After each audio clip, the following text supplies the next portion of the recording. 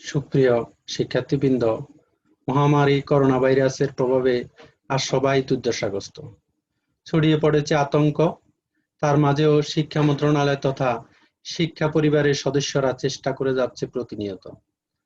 আজ শিক্ষার্থীদের ঘরে রেখেও কিভাবে পড়ালেখার সাথে সম্পৃক্ত রাখা যায়, তারই প্রচেষ্টায় চলমান রয়েছে এই অনলাইন ক্লাস। আর তারই ধারাবাহিকতায় ফেনী ডিস্ট্রিক্ট অনলাইন স্কুলের নিয়মিত রুটিনের অংশ হিসাবে আজ আমি তোমাদের সামনে উপস্থিত হয়েছি। সুপ্রিয় শিক্ষার্থী বন্ধুরা, দেশ বিদেশের যে যেখান থেকে আমার এই অনলাইন ক্লাস দেখছেন, প্রিয় অভিভাবক অভিভাবকবৃন্দ, বিভিন্ন শিক্ষা পরিবারের সদস্যবৃন্দ, সবাইকে স্বাগতম জানিয়ে আজকে আমার অনলাইন ক্লাস শুরু করছি।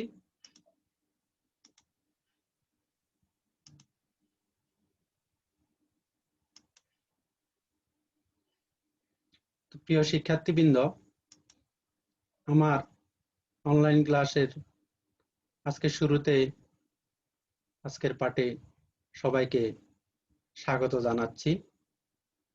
এই মহামারী করোনা ভাইরাসের মধ্যেও তোমরা এই অনলাইন ক্লাসে যোগ দিয়েছ, সেজন্য তোমাদেরকে আবারও সাদর আমন্ত্রণ জানাচ্ছি আজকের ক্লাস দেখার জন্য। তো শিক্ষার্থী বন্ধুরা, এখন শিক্ষক পরিচিতি। এখানে আমার পরিচিতি পর্ব, আমার ছবি দেখা যাচ্ছে। আমি রাজীব চন্দ্রনাথ বরাবর মতোই তোমাদের সামনে উপস্থিত হয়েছি। সহকারী শিক্ষক হাইয়ার উচ্চ বিদ্যালয়, ফেনী সদর, ফেনী। আমার মোবাইল নাম্বার রয়েছে।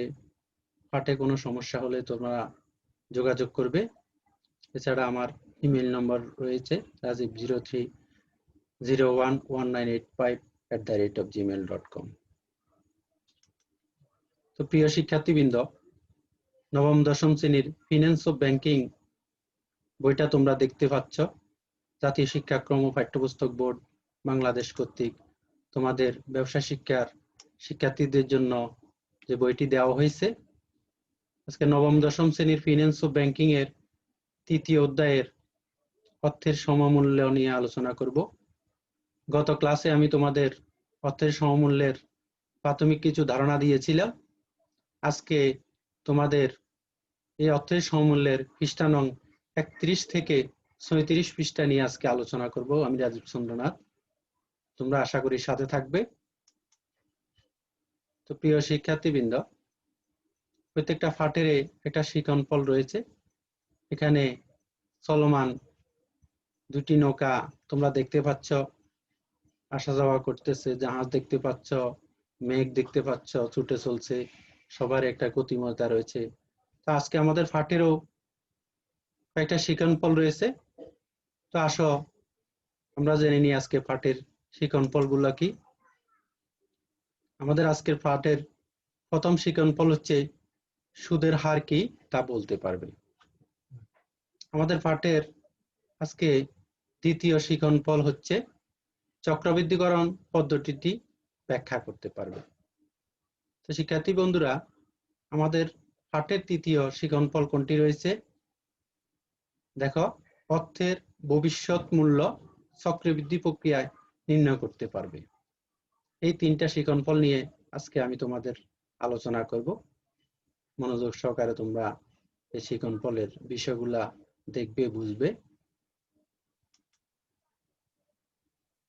তো প্রিয় শিক্ষার্থীবৃন্দ, তোমাদের নিশ্চয়ই পূর্ব জ্ঞান রয়েছে।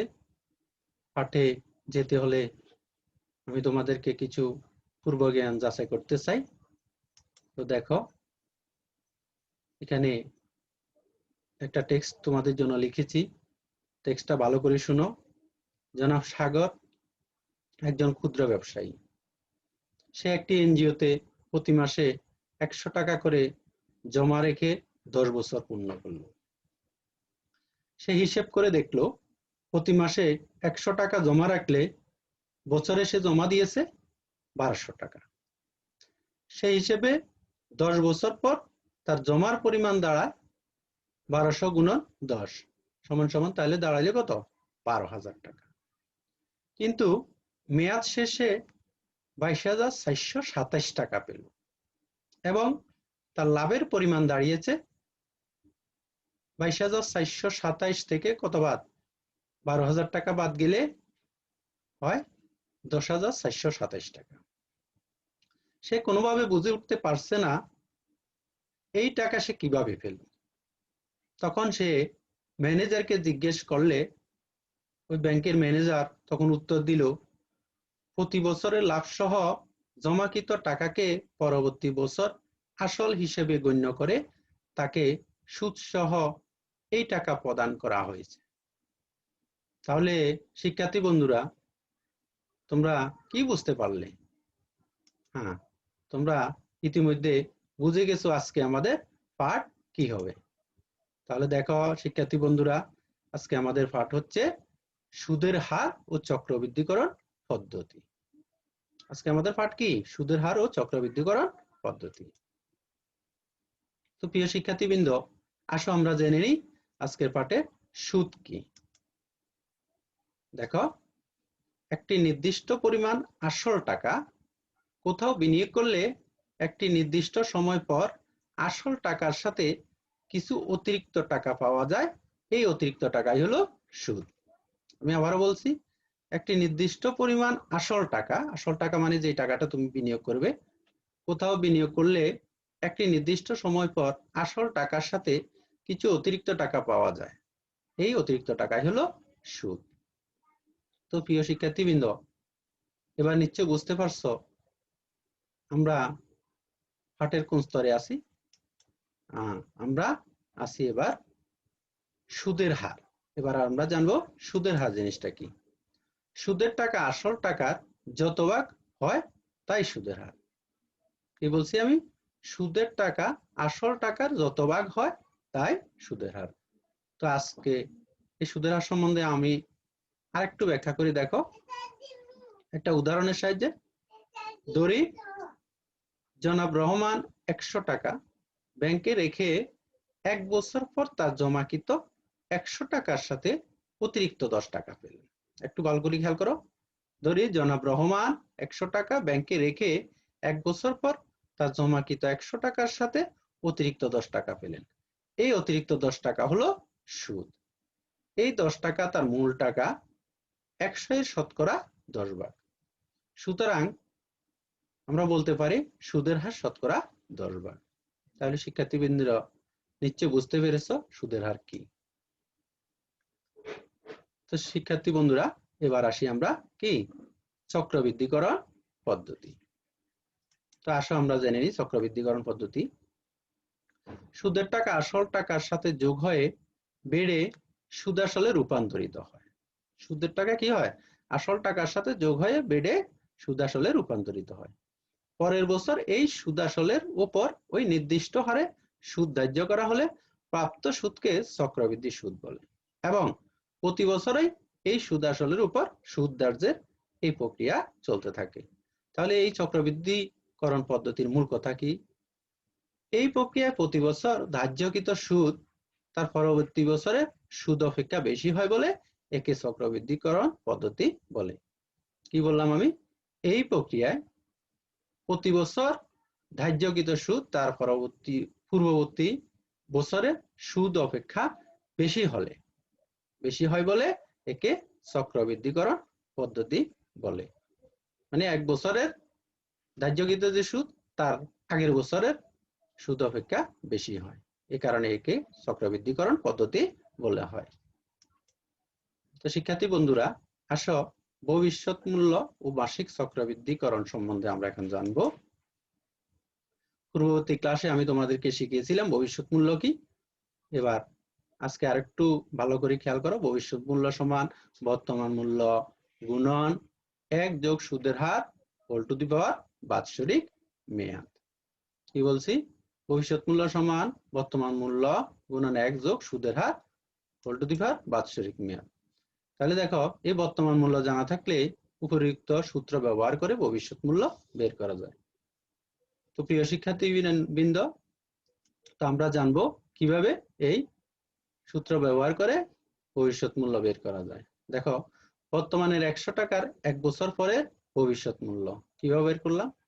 তাহলে 100 গুণন 1 যোগ এই যে 10% বলা হয়েছে একে 0.10 নিলে আর হোল টু দি পাওয়ার 1 বছরের জন্য 1, তাহলে আসলো কত? 100 গুণন 1.10 আর 100 আর 1.10 যদি আমরা গুণ করে থাকি তাহলে পাই কত আমরা? 100 টাকা। তা আসো এবার আমরা 2 বছরের ক্ষেত্রে জিনিসটা দেখি। বর্তমানের 100 টাকার 2 বছর পরের ভবিষ্যৎ মূল্য কিভাবে বের করব? দেখো 100 তাহলে গুণন 1 যোগ 0.10, তাহলে 2 বছর যেহেতু পাওয়ার হিসেবে রয়েছে কত? 2, তাহলে 100 গুণন 1 তাহলে 2 তাহলে এটা হয় কত? 121 টাকা। তাহলে দেখো প্রথম বছরে ছিল 110 টাকা, দ্বিতীয় বছরে ভবিষ্যৎ মূল্য হইলে কত? 121 টাকা। আসলে এখানে একটা তফাৎ দেখা যাচ্ছে, প্রথম বছর আসল থেকে বাড়লেও 10 টাকা, দ্বিতীয় বছর বাড়লেও দেখো 11 টাকা, এভাবে আস্তে আস্তে এটা বাড়তে থাকবে। তো প্রিয় শিক্ষার্থীবৃন্দ, আসো আমরা এবার বছরে একাধিকবার চক্রবৃদ্ধিকরণের মাধ্যমে ভবিষ্যৎ মূল্য আমরা নির্ধারণ বিষয়টা জানবো। বছরে যদি বারবার চক্রবৃদ্ধি হয় তাহলে প্রথমত সুদের হারকে 12 দিয়ে ভাগ করতে হবে এবং দ্বিতীয়ত মেয়াদকেও 12 দিয়ে গুণ করতে হবে। দেখো 12 মাস, যেহেতু 1 বছরে 12 মাস, সে কারণে 12 দিয়ে একবার কি করতে হবে? সুদের হারকে ভাগ করতে হবে আর মেয়াদকে গুণ করতে হবে। তাহলে সূত্রটা কি হবে? তাহলে FB সমান PB into 1 plus I by M whole to the power N into M। কি বলছি? দেখো FB সমান PB into 1 plus I by M whole to the power N into M। তো প্রিয় শিক্ষার্থীবৃন্দ, আসো আমরা একটা অনুশীলনমূলক কাজ করব। মাসিক চক্রবৃদ্ধি 10% চক্রবৃদ্ধি সুদে 100 টাকার 1 বছর পর কত টাকা হবে? খেয়াল করো, মাসিক 10% চক্রবৃদ্ধি সুদে 100 টাকার 1 বছর পর কত টাকা হবে? তা আসলে এখানে কি বর্তমান মূল্য PB সমান 100 টাকা, তারপর সুদের হার দেখো I দ্বারা প্রকাশ করা হয় 10%, বছরের চক্রবৃদ্ধির সংখ্যা M দ্বারা প্রকাশ করি আমরা 12 মাসে 1 বছর, আর বছরের সংখ্যা 1 বছর, তাহলে ভবিষ্যৎ মূল্য FB সমান কত এটা বের করতে হবে। দেখো সূত্রে যদি আমরা মান বসাই, FB সমান আসতেছে কত? 100 গুণন 1 যোগ 12/1 হোল টু দি পাওয়ার 1 গুণন 12, তাহলে এখানে আসতেছে কত? 110.46 টাকা। একটা আমরা অনুশীলনমূলক কাজ করলাম।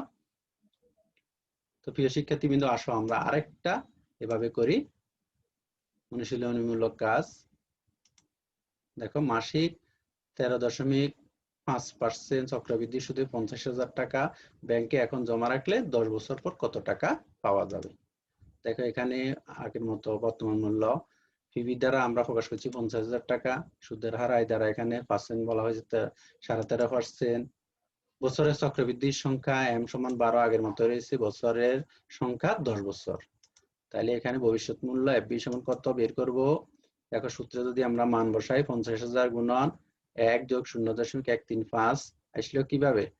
এটা এই 13.5% কে দশমিক ভগ্নাংশ যদি প্রকাশ করি, এটাকে ভাড়া দিয়ে ভাগ করতে হবে আর হোল টু দি পাওয়ার 1 গুণন 12, তাহলে একটা হচ্ছে কি বছর, 10 বছর এখানে, সরি এখানে 1 হচ্ছে, এখানে 10 হবে, তাহলে 10 গুণন 12। আমরা যদি এটাকে মান বসাই রূপান্তর করি, তাহলে 50,000 গুণন 1.011 হোল টু দি পাওয়ার 10 গুণন 12, তাহলে এক্ষেত্রে আসতেছে 50,000 গুণন 3.828, তাহলে আমাদের হইতেছে 1,91,423 টাকা 02 পয়সা। তো প্রিয় শিক্ষার্থীবৃন্দ, তাহলে সুতরাং এখনকার 50,000 টাকা এবং উক্ত পলিসির 10 বছর পরের 1,91,423 টাকা 2 পয়সা সমান মূল্য বহন করে। প্রিয় শিক্ষার্থীবৃন্দ, আসো আমরা মূল্যায়নে চলে যাই।